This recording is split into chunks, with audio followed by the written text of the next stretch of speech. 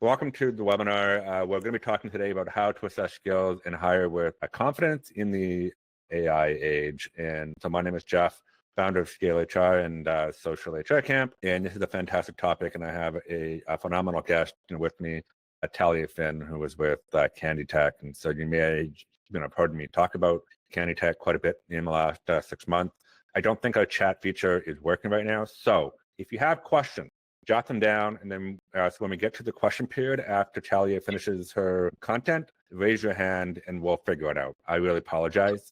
So hopefully we can make this work. So as I said, Talia is going to start with the content. I'm going to hide myself. And if you have questions, please jot them down. If we don't get to your question, then we will jot them down and we will send out an email to everybody with our answers. And I'm really sorry about the chat feature is not working. I'll try to play around with it and see if I can get it working. So this is being recorded. We are going to, Talia just put something in the chat while she's a host. So, but you can also if you have any questions and we don't get to them, feel free to email me directly and I'll write back to you. All right. So I'm going to hand it over to Talia. Talia, take it away. So once again, questions, jot them down. We'll try to get you on. You're going to answer after that. Thank you, everybody. All right, great. So first of all, it's great to be here and thank you for having me, Jeff. I'm excited to be here. My name is Talia. I manage our strategic relations at Candy Tech. If you're not familiar with Candy Tech, basically we provide hiring managers and talent acquisition managers with the tools to create tailor-made job simulations for any role within the company to evaluate candidates. So everything from R&D, BI, analytics, all the way to marketing, sales, HR, blue-collar positions, and everything in between. And Candy Tech was originally founded to answer our own hiring needs. So our founders were actually executives in big gaming companies, in Google, in Microsoft. And when hiring people, side of the process being a pain, which I'm sure we're all familiar with, so I'll skip the process. There was so many resume screenings, so many interviews, so many phone calls, all in order to finally hire someone who wasn't necessarily the right person for the job.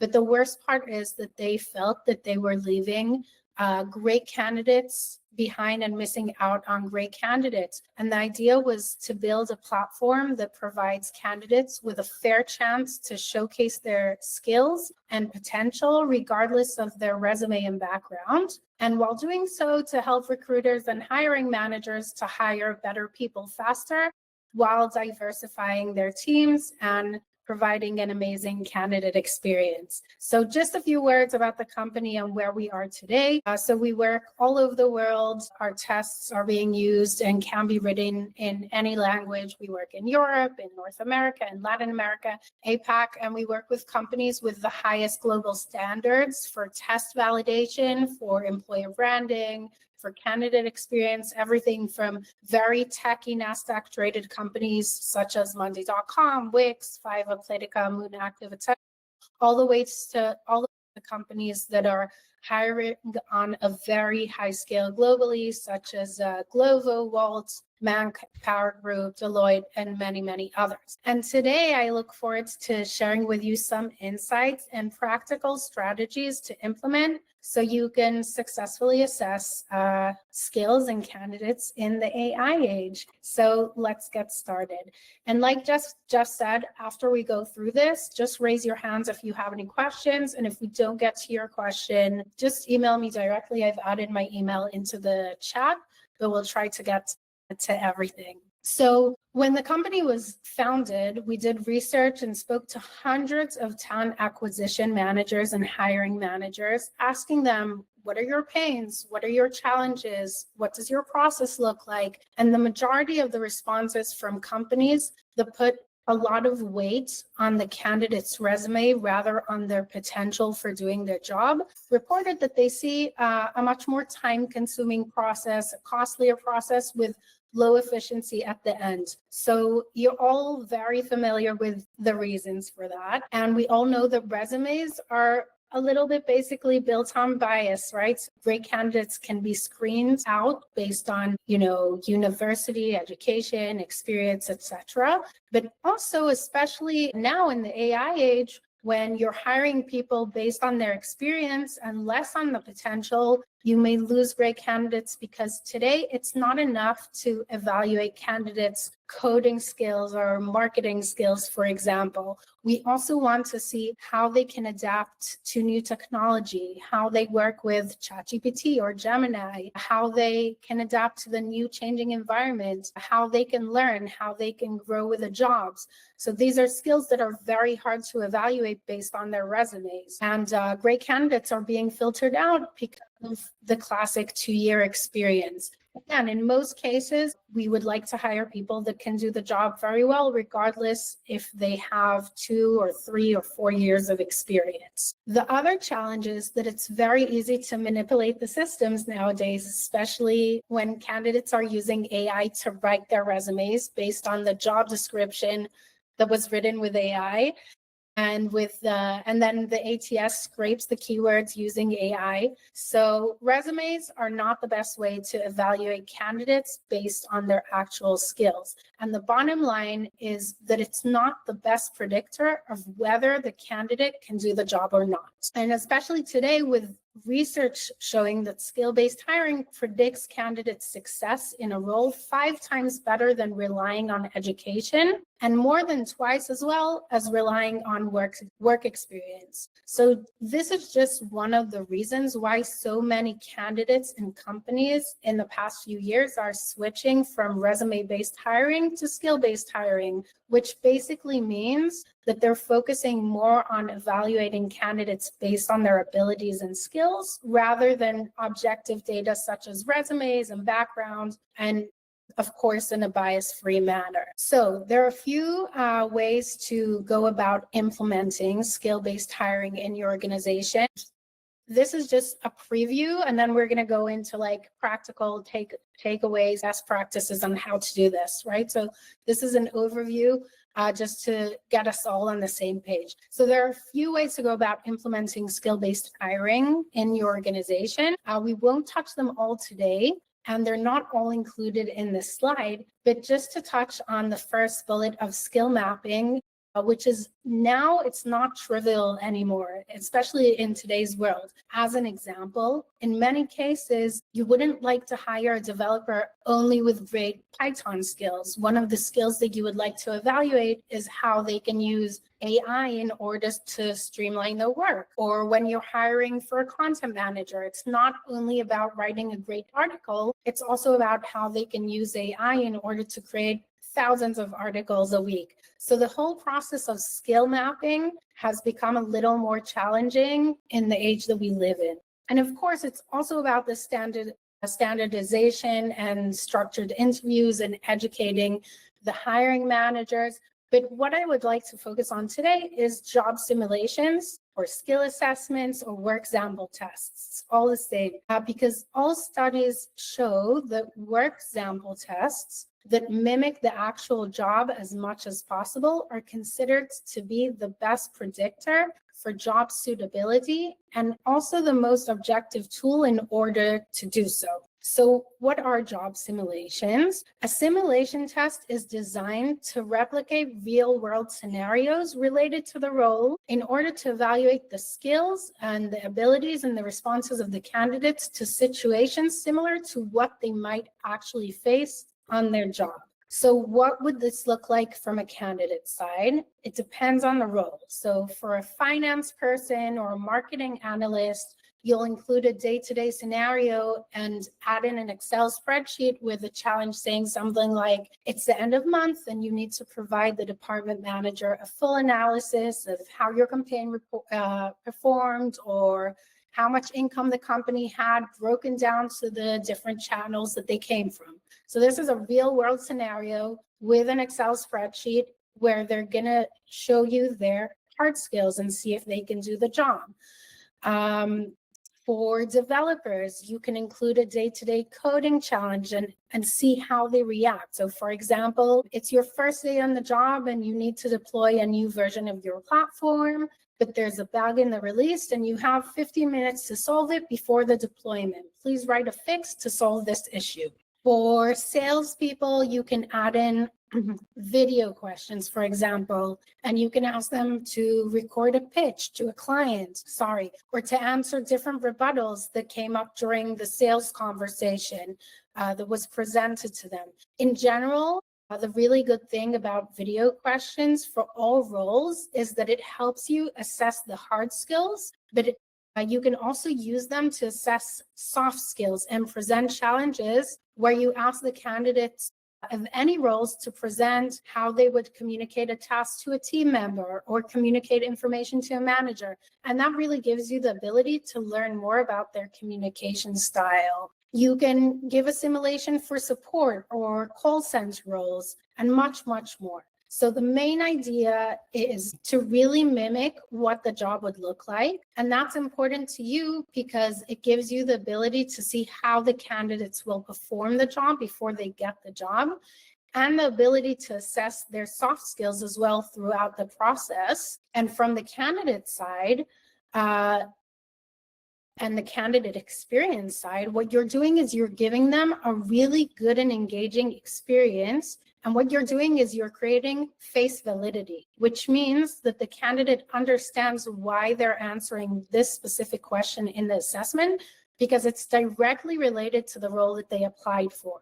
So if I'm in sales, I know I am giving a sales pitch to the camera, but if I'm in finance, that question will obviously confuse me. And when you give them relevant simulations and creating face validity, that builds trust in the company and the process. And they appreciate this because they're getting a chance to get a taste of the role at an early stage of the process. They're getting a chance to showcase their expertise and talent, and it helps them with setting expectations in terms of what the role will require from them. So that's a great candidate experience. So before we give some practical advice on how to build these job simulations and best practices, one of the common questions we get about job simulations is why now? So we've known that job simulations, the research has already showed back in the 80s, there was Hunter and Schmidt research and many, many other researches that proved that job simulations were the best prediction of success in a role.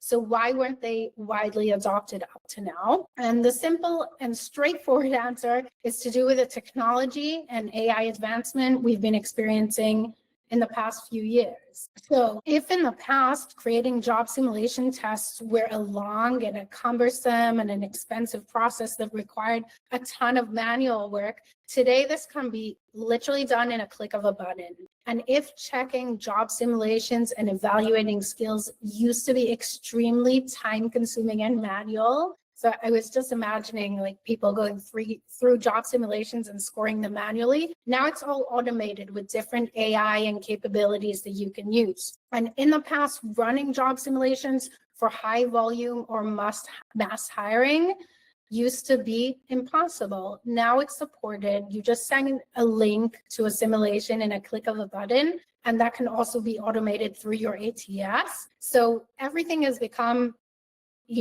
very doable. And the candidate experience used to be very generic, and now everything can be completely personalized. So technology and AI advancements have brought us to the day where job simulations are really at the hands of anyone who wants to use them.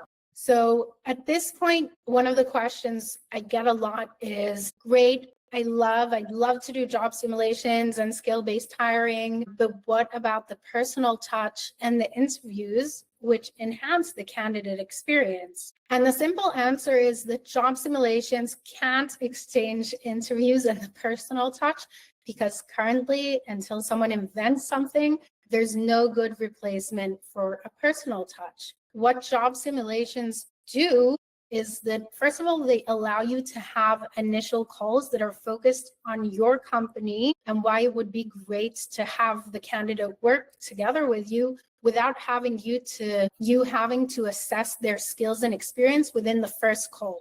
So it shortens the call and keeps the first call more focused, and it allows you, if you want to move forward with a candidate, to offer the candidate after the call to take a quick task, which will give them a taste of what the actual job would be. So it's about shortening the call. It also allows you to start the process with more candidates and broaden your candidate pool while eliminating barriers that we all use to reduce the amount of CVs that we need to go to and through, like education or years of experience or anything like that, any other barrier you put in place to reduce the amount of CVs. And it allows you to start the process with much more candidates. It also allows you to bring candidates for more in-depth and long and detailed processes and interviews once you've already validated that they're a good fit in terms of skills and abilities and that they've passed an initial assessment. So you're investing and you're focusing your time and resources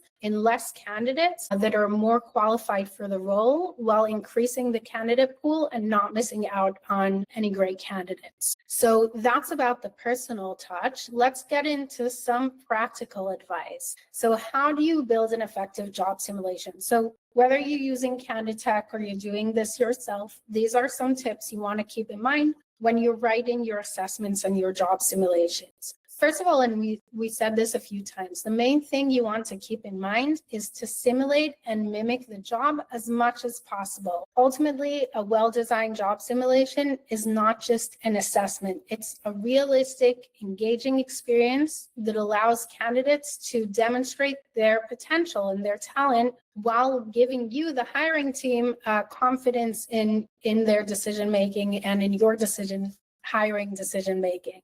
So you give them a real scenario from their role and see how they deal with it. You also want to add to your question a way to assess their hard and soft skills. So we saw in the example before, if you're assessing a salesperson, you want to ask them about a sales pitch together with a video interview. And if you're hiring a tech person, you can give them a video question asking them how they'll communicate things back to their managers or to the team. That allows you to assess also their technical skills and also their soft skills. So you really can get a comprehensive understanding of their full capabilities. The other thing you want to do is you want to keep your assessments and questions short and timed. So first of all, the assessments should be short. And I know you're probably asking what's short.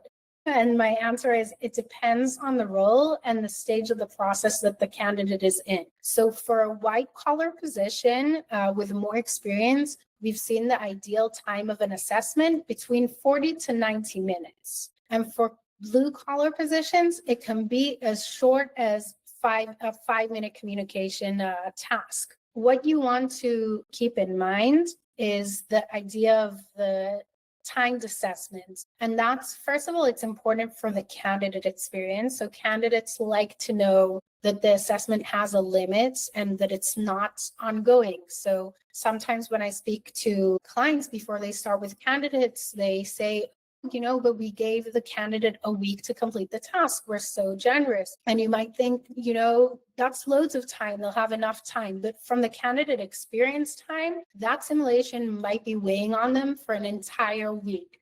So that's something to keep in mind. The other reason you want to keep your assessments timed is because it helps you with standardizing things. If you don't time things, someone can take a week to complete your assessment and someone can take 3 hours to complete it. And then the comparison of the results isn't apples to apples, right? So you want to make sure that everyone has the same limit and is working within the frame so that you can compare the results properly. You also want to monitor cheating, which we're going to speak about really soon. And we want to make sure that everything is compliant with AI ethics, obviously, and that it's not biased or giving an advantage to any type of population. So, for example, if I give an assessment to a US candidate and it includes a question about the underground in the UK tube, so the UK candidates will ultimately have an advantage and feel more comfortable with the question and answer better.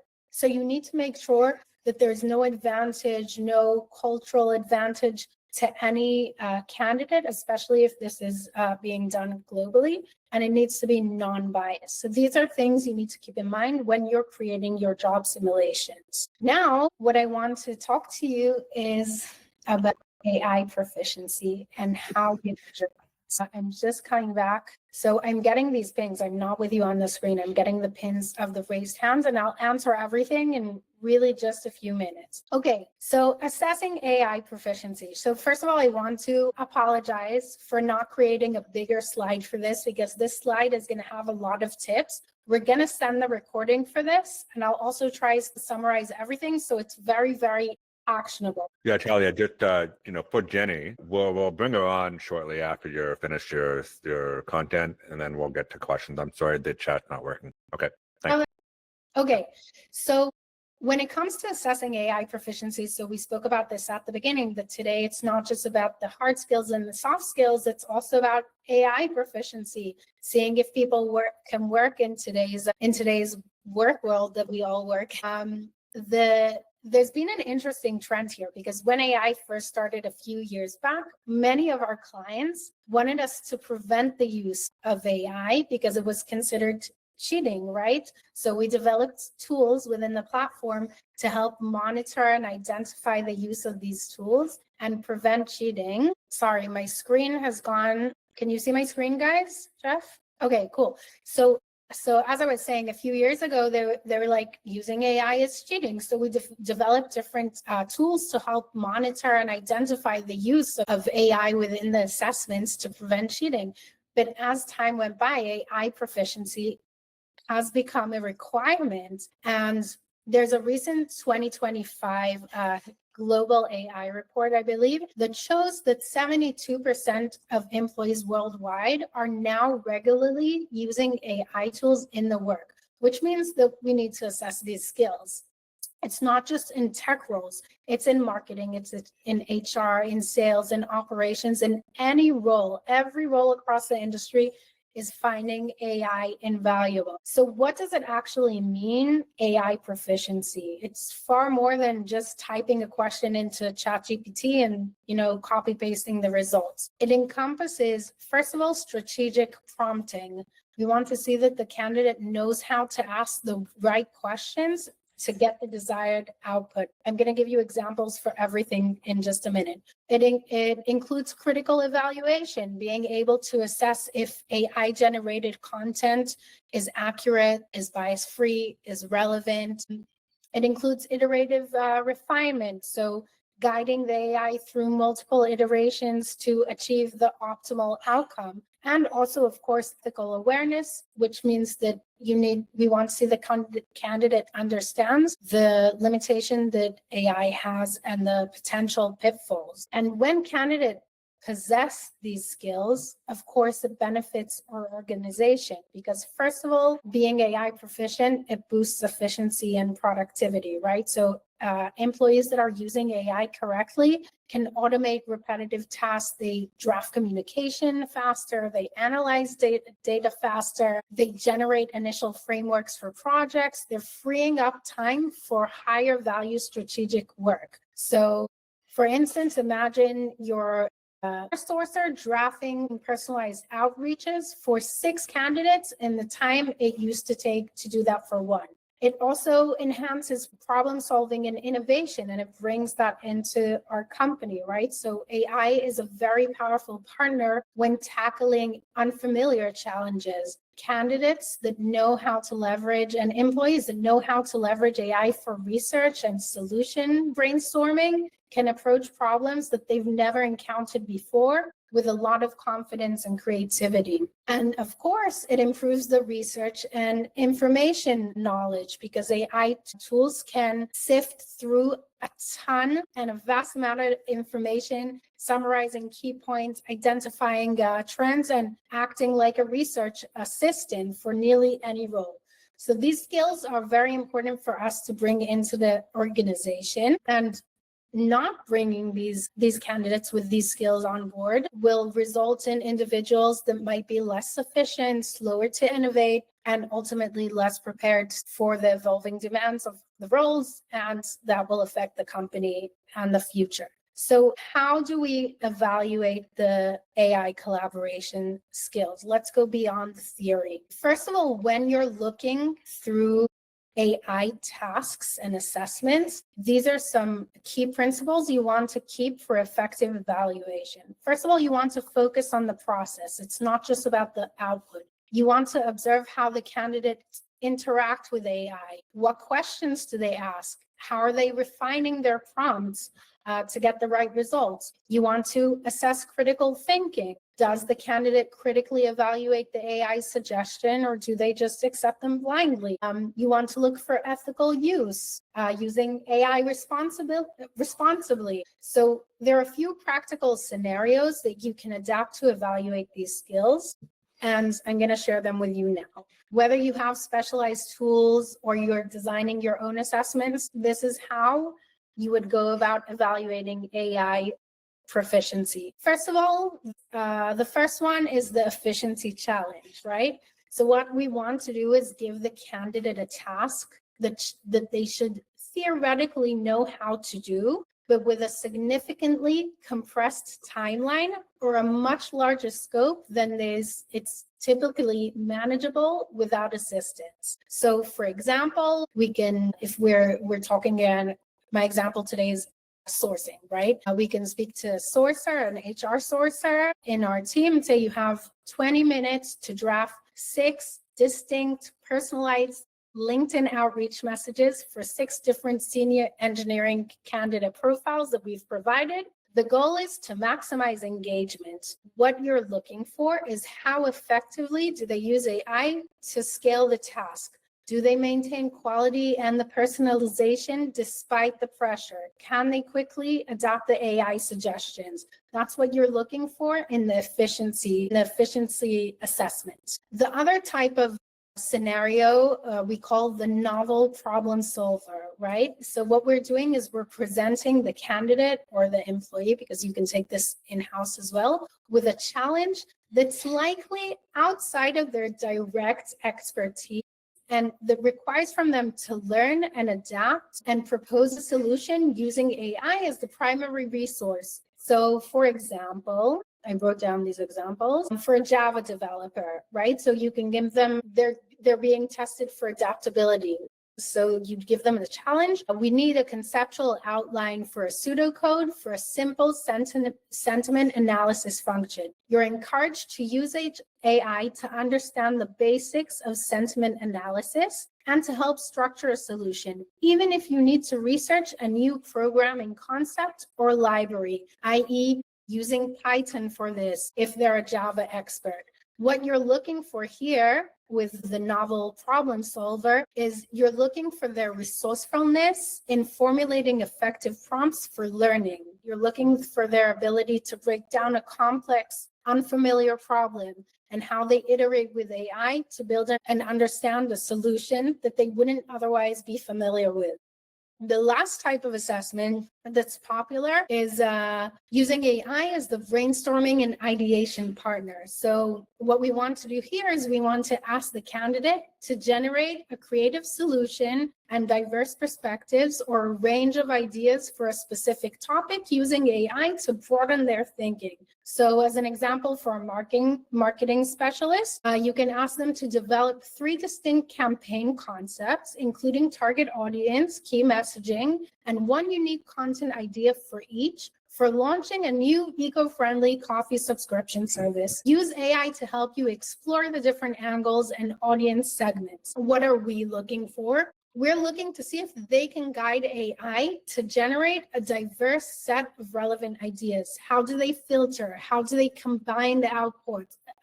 How do they refine the AI generated suggestions into coherent concepts? So these are just a few examples, and the principle is to create situations where AI is a natural tool for the task at hand, and obviously a task that they would probably do on their role. And you can phrase it as exploring these applications, right? So encourage them to use AI as their partner to bring it in, and you're evaluating how they're actually using it. So not necessarily the output, but yes, the process. So obviously, to help with this in Canditech, just as a side note, as AI became a demand and AI proficiency skills became a demand and part of the workplace, We embedded ChatGPT and Google search into the platform, and then recruiters have full transparency and they can see exactly how the candidate answered, the process. Of course, everything is, auto scored if they don't want to see the process, but you can really look into how people think and develop and go about using AI, which is very important in today's day and age. Right, so that's in terms of like creating AI proficiency skill assessments. And one of the major questions we get when we talk about job simulations is, at what stage of the funnel should you send a job simulation? And the answer, like the theme of this webinar, is it depends on the role and on the seniority and on the region. I'm just looking how much time is left. So in some cases, when it comes to mass hiring or blue collar roles, it will be at the very beginning of the process, right after the candidate applies, and it will be relatively short. So for sales, it can be giving a pitch to camera or writing a follow-up email. For customer support roles, you can give a situational judgment test. The client said XYZ, how do you respond? So that's for more junior roles or for mass hiring and blue collar roles. For more senior roles, it will usually be shared after the first call, but it will be a much, much shorter call focused on selling the company, getting the vibe, and why it's great to work at your company, and less focus on whether they can do the job or not. After that first call, you ask them to offer them to take an assessment to get a taste of what the future role would look like.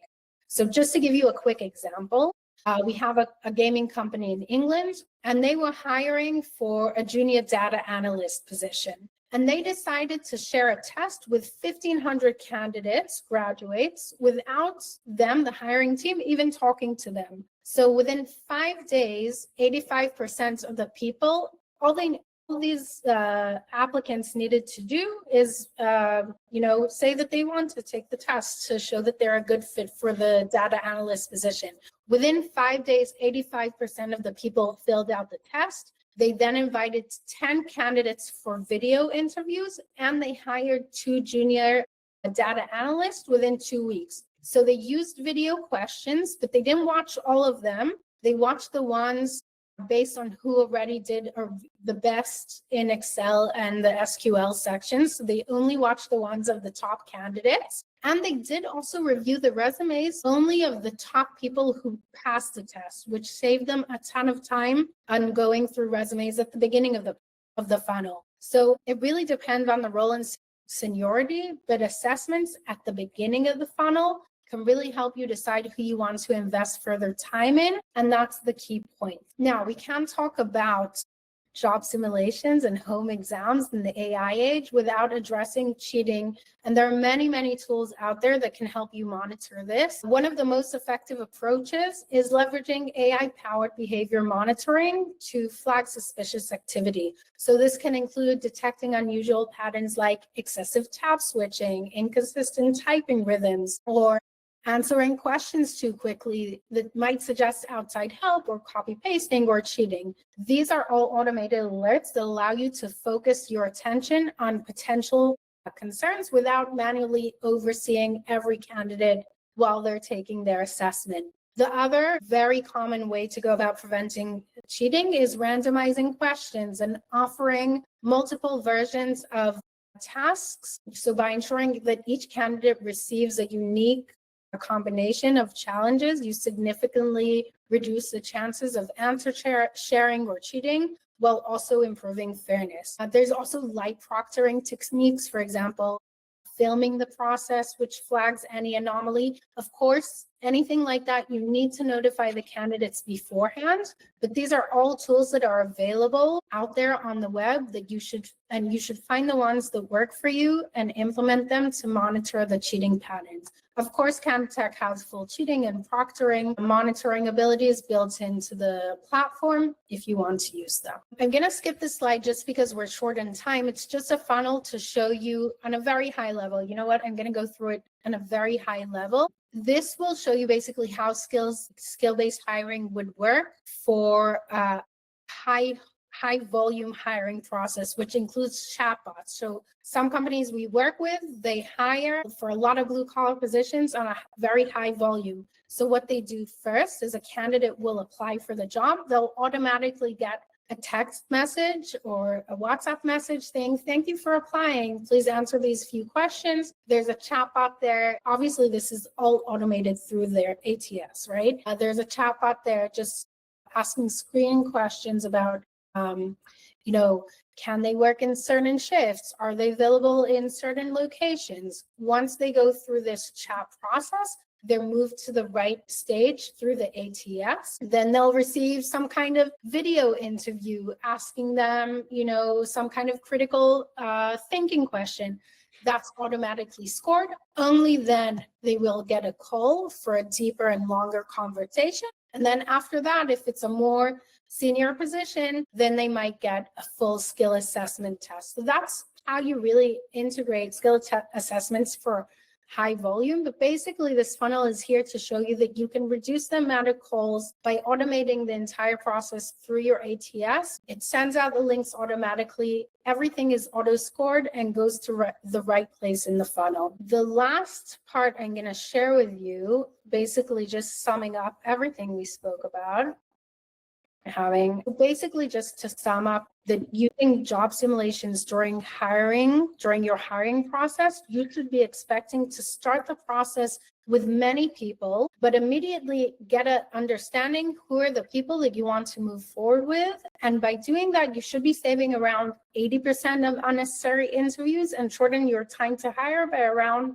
50%. It will also reduce your chances for mishires because, again, job simulations are considered to be the best predictors of job suitability. And you'll also be able to discover the new crucial AI skills and save time and money during the process. So what I've done, basically, because when I join webinars, I really leave them being like, all right, let's see this in action. Let me get my hands on this. Let me play around with it. So what I've done is I've just added a QR code for you here. Basically, what you can do is you can book a call with our team so that they can give you free access to play around with the platform. So anyone on this webinar today, you have free access to play around with Canditech for about a month. You can build job simulations. You can send them to candidates. You can see how it works for you. But the better thing is hop in a call with the team, explain your challenges. If you have any open positions that you'd like assessments for, they'll also show you around the platform. But our team includes behavioral and cognitive doctors that can really help you build your assessments properly. Of course, we have hundreds of templates built for you and really get a feel. If you have assessments that you already like using, you can also upload them to the platform. Our team will make sure that they're bias free and then you can use them as well. So this is just for, Jeff's community, because I always love getting my hands on, things when I join a webinar. And if you have any questions, because we're going to go into Q&A right now, but if you have any questions and we don't get to them right now, then just email me directly and I'll be happy to answer them. Okay, perfect. Thanks, Talia. So once again, the chat's not working. So if you want to use the raise your hand feature, can come on camera. So I have a couple, Ashley, but let's just start with the audience. Does anybody have any questions? So I have a few comments that might be a question or maybe idea to share, right? So you decide. My first thing is about you mentioned short and time assessments. And I'm having a little bit of a trouble with that because when assessments are timed, so what about take into consideration neurodiverse population, which is apparently 25% of the population of Earth? What about of people for whom English is not first language? We in Toronto, we probably have on this call so many people. So if it would be timed for many other people who might be excellent candidates, this timing on its own can be very biased and cutting them off. And on top of that, if you compare people to the same set of assessments, as the result, you're getting very homogenized group, because those people would be, if they're answering the same question and they excel in the same task, they think very similar. Where is this? The diversity goes to the window. That's my first kind of comment about that. Another comment is you mentioned that when you're talking about bias, So the focus is that you gave an example of English, like UK, US, etc., how to eliminate the advantage, right? So, which I actually believe that dealing with bias should be helping how to eliminate disadvantage. So, how to eliminate advantage for someone.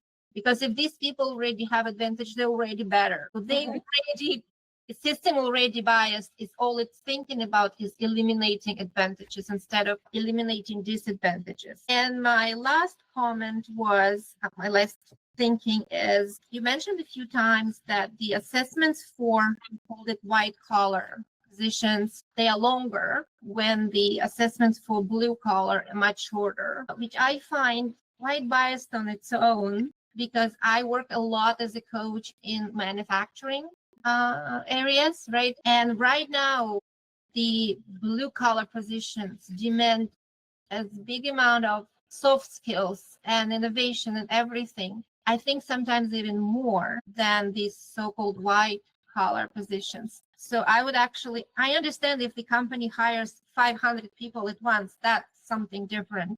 But if they just fulfilling so-called blue collar positions, I would actually rethink and make it more advanced, because these people who are actually solving the problems, not their managers.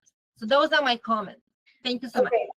I'll answer them really quickly from the end, and I hope I do them justice and your questions justice and everyone justice. So first of all, job simulations and the job simulations in our platform encompass the evaluation of soft skills, hard skills, cognitive skills, behavioral analysis. And that's why when we're talking about job simulations, we're not just evaluating technical skills, we're also evaluating soft skills. So it's very important to keep that in mind for all positions, and also to create a diverse workspace. So when you look at the different soft skills, as the recruiter, you need to assess which kind of skills you need on the team, what that person would look like, what you're looking to hire.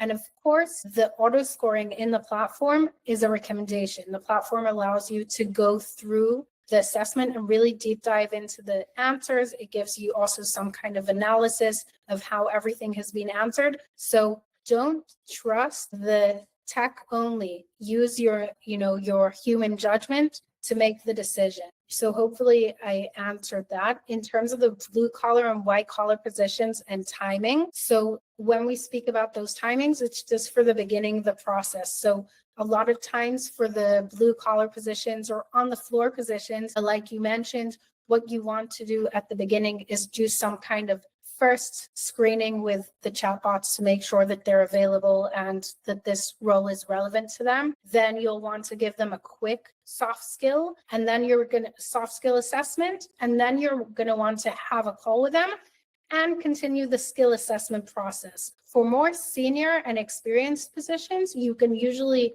have a quick call and then already give a 40 to 90 minute skill assessment. All right. So in the white collar and mass hiring, we're only talking about mass hiring. You're going to want to do faster screening through the assessments and then go into a longer process after that. And the timelines are just a recommendation based on what we see, based on the data we have of millions of candidates taking these assessments, what is working for them better. So it's our recommendations. These are the ideal times based on our data, right? So if you go over 90 minutes for a senior marketing position, they're probably not going to be happy. If you go over a certain amount of time for a different position, they're going to log off. It's also about always keeping the candidate experience a great experience. And the question you asked about short and timed. So first of all, neurodiversity definitely needs to be addressed here. So a lot of times when candidates receive a candidate tech assessment, they'll be asked to tick if they have any special requirements or anything that they would want to notify the hiring team about. And then the hiring team, to their discretion, will add time. There's full also accessibility features in the platform. So that's only about our platform. And we put a lot of emphasis on these things. I don't know about other platforms. Obviously, if you're creating your own job simulation, there might be bias there. And you had also a comment about the eliminating advantages versus disadvantages. The idea is you want to maintain your questions as bias-free as possible, so no one has any advantage over the other. So like, don't make it, if it's going globally, don't make it, tied to something that one culture will know about and one culture won't know about. The same with languages. The platform is fully adaptable to any language. So if you're hiring in a different country, you want to make sure that you're giving them the same opportunity in their right language as people are getting in the mother tongue language. So it's all about adapting. And we can definitely have a longer conversation offline, because I feel like I didn't do justice to your comments and questions, which are great. And I'd love to dive into that with you. Justice was done. Can I just add one other thing when it talks about bias and dealing with sort of different types of groups and stuff? The nice thing about the technology, or just any technology, is that you can customize it, right? So if you want to take off the time limit, you can take that off, because ultimately, because I know a lot of people, that's a huge trigger point, and so you can take that off. I mean, that's not an issue. But what you're trying to do is you're trying to create a structure for the majority, right? But obviously, you're going to have liars. So take me for example. I'm hard of hearing. If I'm going to use a piece of video software for something, then I need to have closed caption. And if you can't offer that, then that's a problem, right? So that's just one example. Thank you, Jenny, for that. I have a question for you, Talia. So we, obviously just started looking at assessment. A lot of people have their own, but obviously, it'd be a lot easier if there's software that can actually give you templates and stuff. Just talking about Candytech, what kind of roles does Candytech, typically have in terms of assessment? I'm sure it's going to be similar to others as well, but maybe you want to comment on that. Sure. So we have, so like I also mentioned before and also spoke about and reiterated with Jenny, first of all, our job simulations, they cover any type of hard skill, soft skill, cognitive, behavioral, etc. That's in terms of that. In terms of the roles we address, so we have assessments for any role. So from dev to BI to finance to HR to marketing, sales, etc. We have a lot of clients that already have their own assessments, and what they do with us is they'll work with us so we can get them uploaded to the platform for them and get them also bias free for them, so that there's no bias there. But like you said, everything is fully customizable, timing, wording, branding, like completely customizable within the platform. And there are templates for any role. There are hundreds of templates that are constantly being updated and checked that they're continuously bias free. And you can also upload your own and create your own questions, and the team will review them to make sure that they're bias free and that they're helping you assess the skill that you're looking to assess, whether it's hard or soft or a. Talia, I just want to thank you for being here. So as I mentioned, we're going to share the recording and then some action items. So that'll be coming to you. And then, of course, let's keep the conversation going. If you're interested in checking out Candytech, there's a QR code there. Scan it, please, and check them out. So obviously, I'm a huge HR tech person, and Candytech's a great solution. So Talia, thank you very much for being here today. Of course, and I do want to say that if you guys, anyone is going to be at HR Tech in Vegas next week, make sure to reach out, stop by our booth. We're in booth 7000. And the same for October at Unleash Paris. If you're going to be there, we'd love to meet you. And thank you, Jeff, for your time. And thank you, everyone, for joining and listening and asking questions. Feel free to reach out to me directly. This is my email, and we're really here for you to help you with your skill-based hiring. So thank you for the opportunity. Great. Thank you all. Take care. Have a good one.